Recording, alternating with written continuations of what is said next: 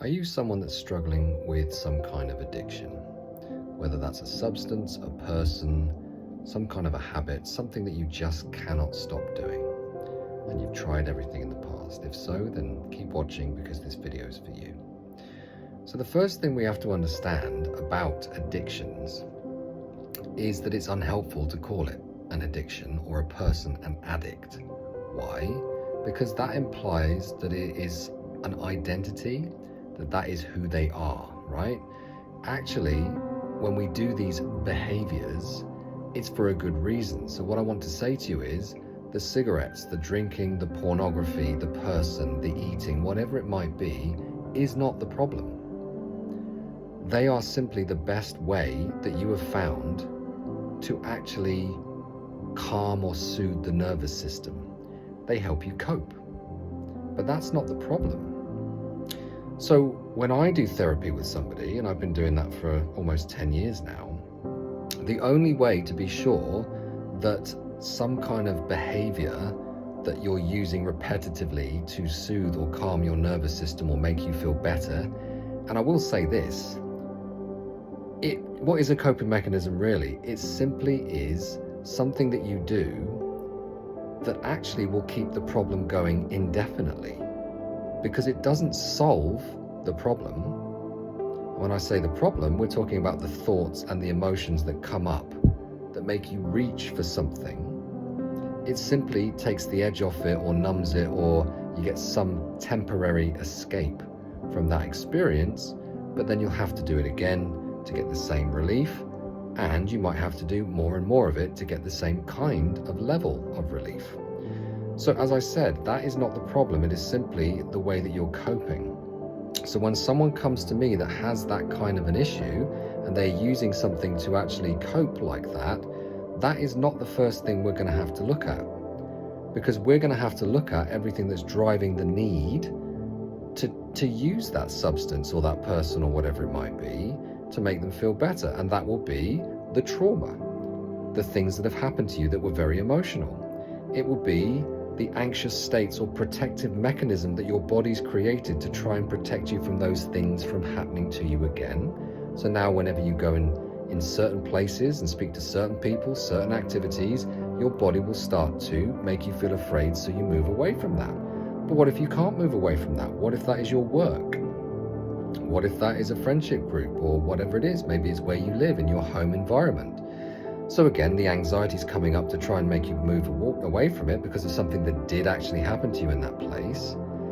And you can't because you live there or you have to work there or whatever it is. So now you're having a tug of war with your nervous system between your conscious mind and your unconscious mind. And therefore, consciously, you need to try and soothe the feelings that are coming up so that you can actually continue going to those places and doing those activities. So you'll reach for something. And of course, if you just target the thing that you reach for and try and stop yourself from doing that, even if you go to a therapist that knows what they're doing in terms of getting some kind of aversion to smoking, if you haven't dealt with what's driving the stress and everything else in the first place, you're just going to find something else, or like many people do, you will fall off the wagon and you will just go back to it and revert back to it. Then you'll blame the therapist and everything else, but actually you simply didn't deal with the root cause. We now know when it comes to addiction that there are usually two things that a person's missing. They need connection, right? Some kind of love, connection, relationships, things in their life that make them feel a sense of comfort and connection to another human being. And the other thing they need is purpose. They need to feel that what they do matters, that they matter, that while they're living, there is a reason to live, right?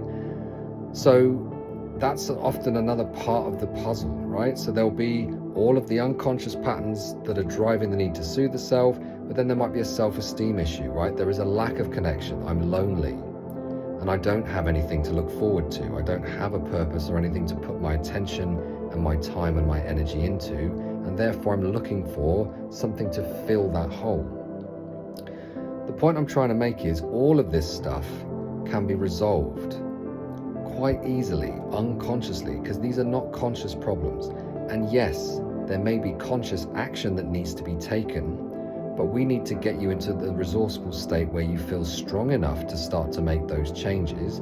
Because the other problem with doing these behaviors, when I say behaviors, those addictive behaviors then, is that they tend to push people away. They have consequences. You lose those connections with family members because you often do things that are socially inappropriate or hurtful to other people, because in the moment when your nervous system is lit up and you need something right now to feel better, you're going to make bad decisions. Because here's the other thing, when you're in that lower part of the brain, when you're in survival mode, you don't think about the future or the consequences.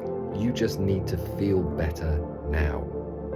And you will do whatever it takes. And then when you've solved that temporarily and it's now dormant, you go back up here and then you look at the devastation and beat yourself up. And you wonder, how could I possibly have done that? But you weren't in your right part of the mind in that moment. Hence people say I wasn't in my right mind. The point I'm trying to make is, if you want to actually stop this once and for all, come and see a proper therapist, not proper therapist, but you know the point, a therapist that understands that you've got to deal with the unconscious drivers of all of this, so that instead of being something that I need to do, whether it's cigarette or anything else, it becomes a choice.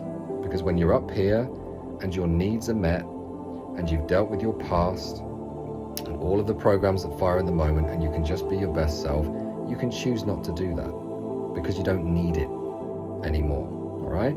So if you're someone that's serious about actually overcoming addictions, then get in contact, either with a private message or click on the website link in the comments section. I hope that's been helpful.